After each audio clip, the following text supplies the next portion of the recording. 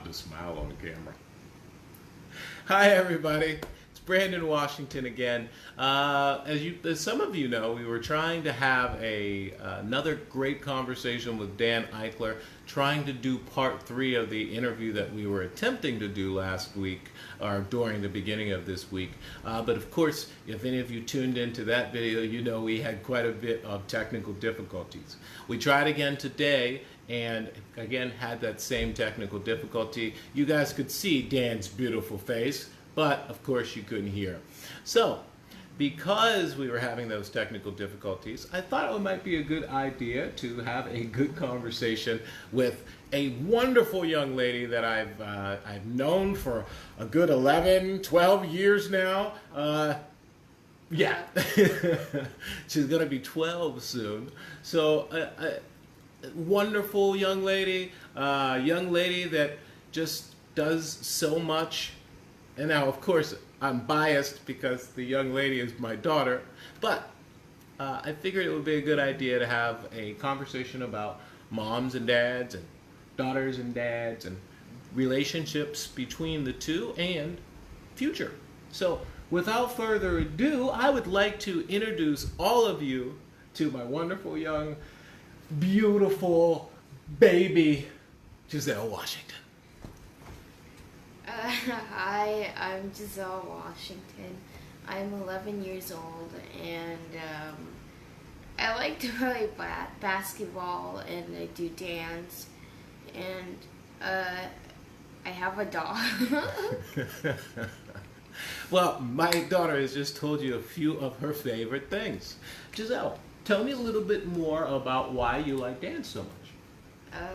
I like dance because, well, I like to be active, and I like to just dance. Nice, nice. So, my wife and I had the pleasure of seeing Giselle do freeform dance, and they did. She was part of a dance group, and they did the dance over at a Barnes and Noble. They closed off the top portion of it, and her and how many other people were in your group? I think 4 other people. Yeah, like 4 others. And the one event that I'm talking about, my daughter actually was the main person in the middle. And what was the song that they were doing?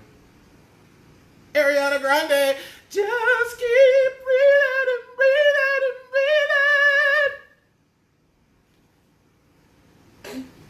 Dude, baby, the arms, do the arms, show them the arms, show them the arms.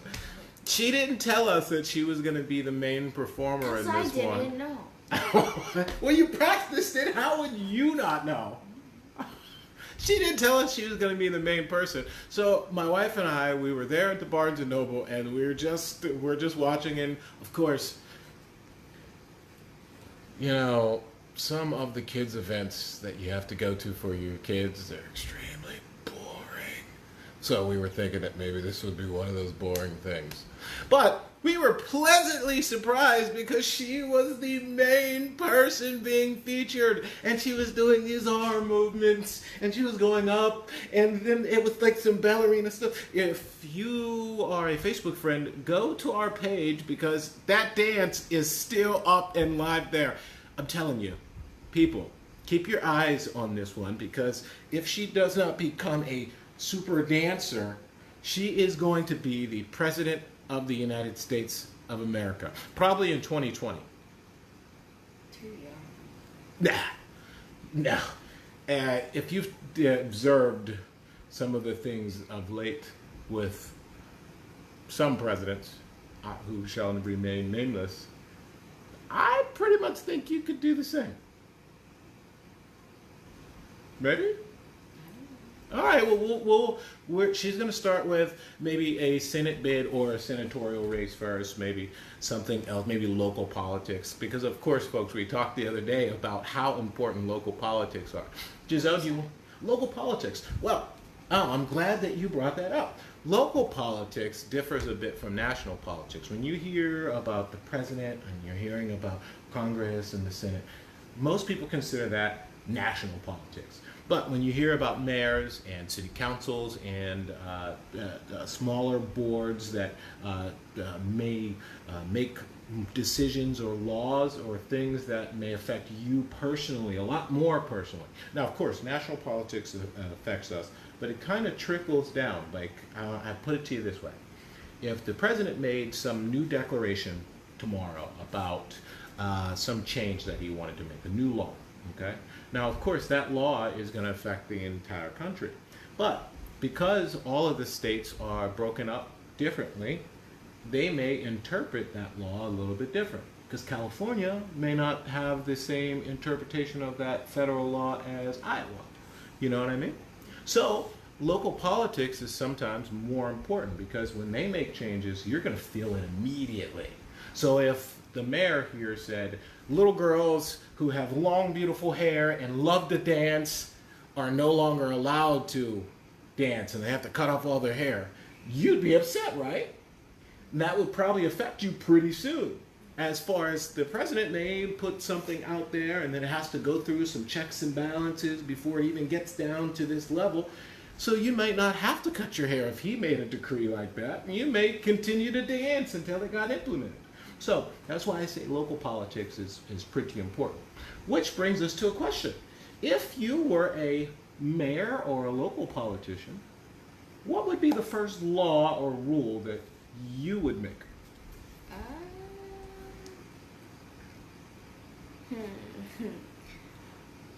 All children should have more money. More money. Okay, so my daughter said that her first law when she becomes the mayor of Lakewood or Los Angeles is that all kids should have more money. So that means that she's saying that their parents, because that's where she gets all her money from, that their parents should be getting a livable wage. Sounds like you are making a really good case for minimum wage increases? Yeah, sure. Yeah, sure, that's what she's saying. Or maybe she is making a good case for universal basic income. Do you know what universal basic income is, huh? What do you think it is? Just by the sound of it. Because it sounds kind of weird and boring, doesn't it? Yeah. So wait, let me give you the word again. And it's 3. Universal, which means? Yeah. Yes! Basic, which means? Basic. Yeah, but you can't use the word to describe the word. Regular? Yeah, that's great. That's great. Regular, simple, and income. What's income? Money. Yes! Yes! So, the idea of universal basic income. My daughter's so smart. I'm biased, folks. Of course. I love her. She's so smart. I get all of it from her, not the other way around. Right? Or maybe it's from mommy. It's probably from mom. Anyway, universal basic income is an idea to give everybody a certain amount of money once they turn 18. Now, there's a political candidate out right now named Andrew Yang, and Andrew Yang thinks that everybody should get this universal basic income. He calls it a freedom dividend, and he wants to give everybody, as soon as you turn 18, $1,000 a month for the rest of your life. Now, you just mentioned that you wanted some more money, didn't you? So do you think that would be a good idea? Now, if I gave you $1,000 and you didn't have to come to me for it, would that make you not get a job, though? No, I still need a job. That's not enough. Yeah, it's not enough, right? So, folks, there's a lot of folks out there who, when they hear the idea of universal basic income or some kind of livable stipend that may be able to offset that unlivable wage that you may be experiencing yourself in a service industry job or even in the federal government. There's a lot of federal workers who are on food stamps right now. You know, if you think of food stamps, think of them as a supplement. Now, most of us have a negative idea of any of the social safety net items that are being offered to Americans. But if you really think about it, a lot of those social safety net items are being utilized by a very vast amount of people. And if you really think about it, why not take the stigma away from that and give people a certain livable amount of money that can supplement the jobs that they currently have? She thinks it's a good idea. So, what other items do you think are important to you right now? Now, you just mentioned money. That's an 11-year-old who already sees the value of money, all right? So, you mentioned money. What else is important to you? What else would you make as a law as the new mayor of Lakewood? I need more food. Ah, Mayor Washington says that we all need more food. Are you trying to tell the Facebook audience out there that your mother and I are not feeding you? No. I need more candy now. Ah, candy. Now she specifies. It's the candy that she wants. Folks, I do agree that we need more candy in this world. And Crystal Taylor, thanks for calling my daughter smart and beautiful. Definitely. So I do think there should be a little more candy out there. But one of those things that you're going to start to realize as you get older, honey, is that if you eat too much candy, you may get something called pre-diabetes, like your daddy has, because he takes in much too much sugar, much too much salt, and when he was younger, used to drink way too much. Now I know, before you even say, hey daddy, you still drink beer? Yes, but it is much diminished from the imbibing that I used to do. So I will be working on lowering my sugar intake. So I don't know if the rest of Lakewood is going to be as enthusiastic about your idea for more sugar and candy. As a matter of fact, I'm glad you mentioned it, because a lot of the schools have been talking about taking soda and sugary drinks out of the schools. Are there sugary drinks and sodas at your school? Yeah, there definitely are. What would you feel if there was no more soda or drinks with sugar at school? It would be better for everyone, but at the same time, I'd want to test it. Definitely. Because you like those things, right? Yeah. What's your favorite drink?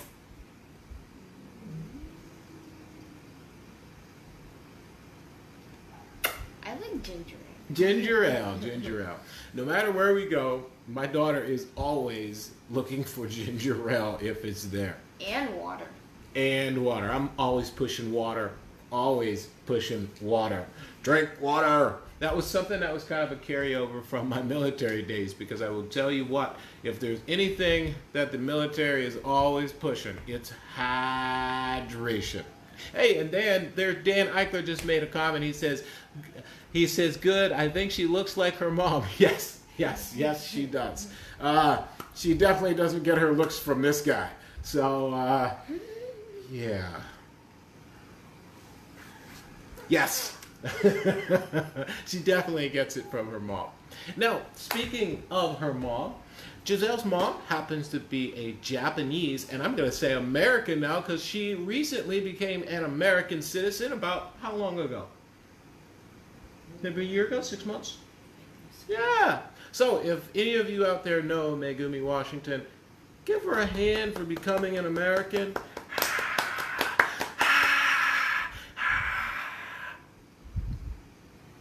So, how do you feel being a child who happens to have a Japanese ethnic background and an African American ethnic background?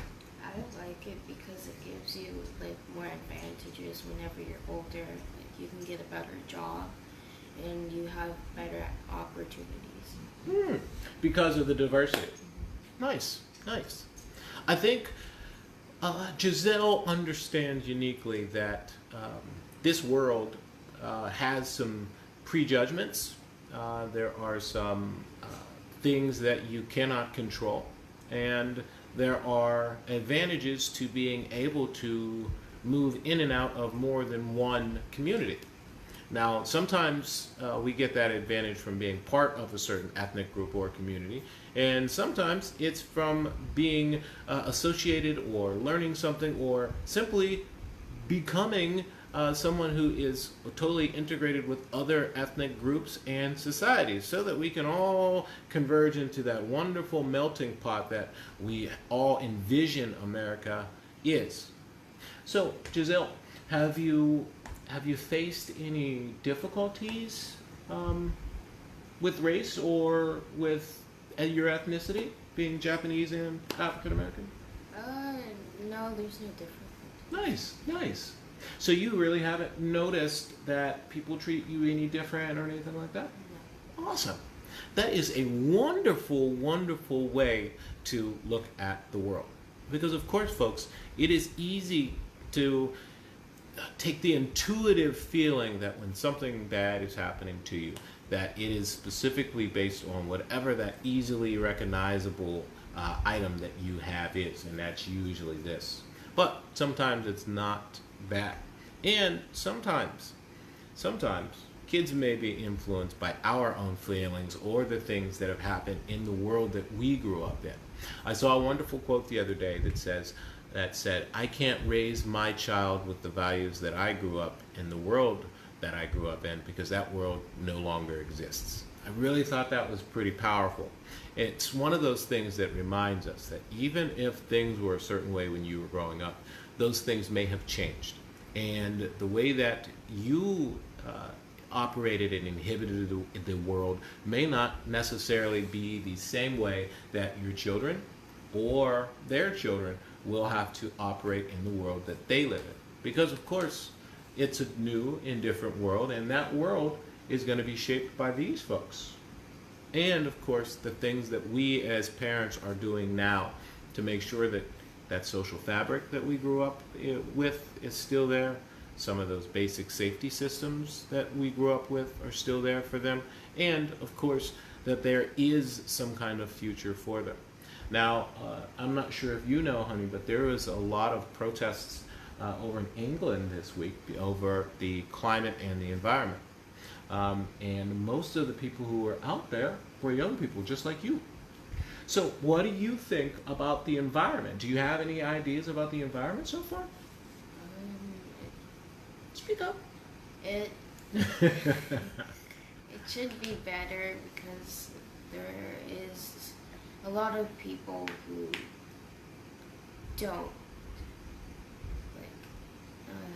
care about it? Yeah, who don't really care about the environment. And everyone should be taking care of it better, I guess. Yeah, take care of it. I would agree. Because remember, the environment that we are living in right now is pretty awesome. And when you grow up, I'm sure you'd love to still have blue skies and the water is still as green, as blue as they are right now, and not so much pollution. But in 10 to 15 years, this environment could be drastically different than it is right now mostly because of what older people like myself and others are doing to the environment. So when we're gone, you and all of your friends and all those wonderful people that you go to school with are going to be left with whatever we leave behind. So it's definitely important for the environment is definitely a very, very important thing. Do you recycle? Yeah. Yes, you do. But I will say that when I am telling her to take out the trash over to the can, she quite often puts the regular trash into the recycling can. It's because I get confused. I can't tell what color it is in the dark. That's right. Now, of course, she's also letting you know that we make her take the trash out at night. I think she's just secretly trying to make us look like bad parents. Is that what you're trying to do, girl? Is that what you are trying to do? It's because I'm barely at home during the day. So Giselle just brought up another great topic. Giselle is very, very, very, very active, and we try to make sure that she's in basketball and she does volleyball.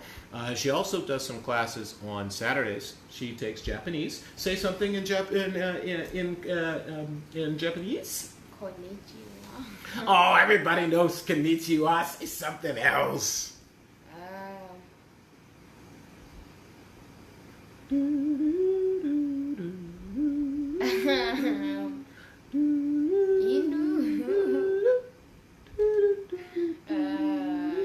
Sayonara. Nice. All right. So not only does she take Japanese classes, which you can't really tell from that, but there's another class that she takes on Saturdays. It's a soloban. It's an abacus class. Japanese called soloban, but basically it's an abacus. It's a math class, basically. It helps you with your math, right? Can you tell everybody a little bit about what it is? Abacus is basically, it's like a bar thing, and there's little beads, so you use the beads to do your math, like multiplication or adding or subtracting or division. Nice, nice, very nice, very nice. Now, Giselle was saying right before that she's really, really, really busy. So there's this concept of I don't know if it's a pejorative term, but there's a concept of tiger moms, and these are moms and dads that are put a lot of pressure on their kids to succeed, and so that they can make it into college and be wonderful brain surgeons and whatnot. And sometimes, because we have added so many things to our daughter's schedule, sometimes I get the feeling that maybe we are kind of turning into tiger moms and tiger dads. How do you feel about all of the stuff that's stuffed into your schedule?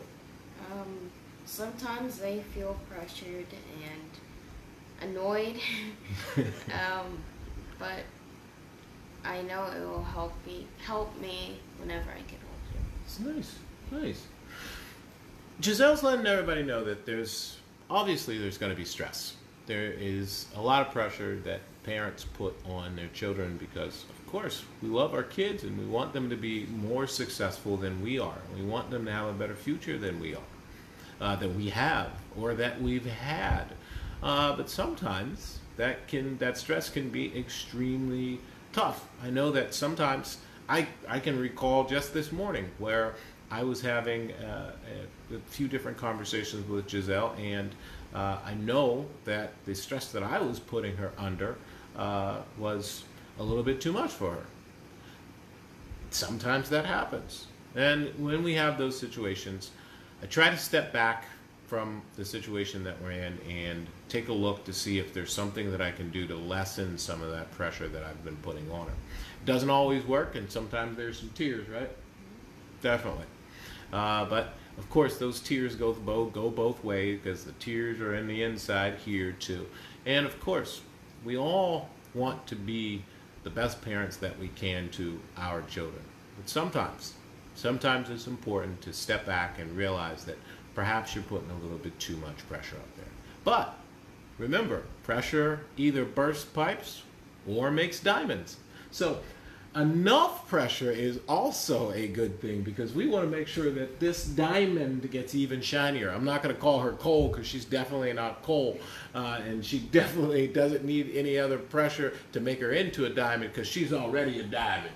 And your kids are diamonds too. Now, folks, I really appreciate you being here with us. We're going to keep this one short. I really appreciate the comments that we get. We want you to keep on writing us and telling us about those things that you love about the show. And we also want you to give us suggestions about what we can do better and how we can improve. And remember, Dan and I are going to be bringing our YouTube show online, and we're going to be broadcasting to you each week until we are ready to bring those new shows out there.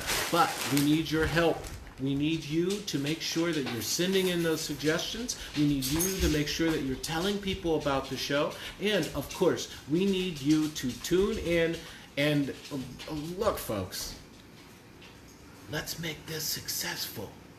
But we can't do it without you. So, again, we need you to tune in and share this with as many people as you possibly can. So, Giselle, I'd like to thank you for sitting in on this interview that we had here today. I'm sure that the viewers agree that you are the best part of me, and I really appreciate you being here. Thank you, baby. I love you guys. Have a great day. Tune in again. Bye. Oh, I missed the button. That was a blooper, but we don't have a blooper reel, so I'm going to try that again. I love you guys. And tune in again tomorrow. Oh, that was another blooper. I'm not broadcasting tomorrow. Okay, guys, I love you. Tune in again, and see you on Tuesday.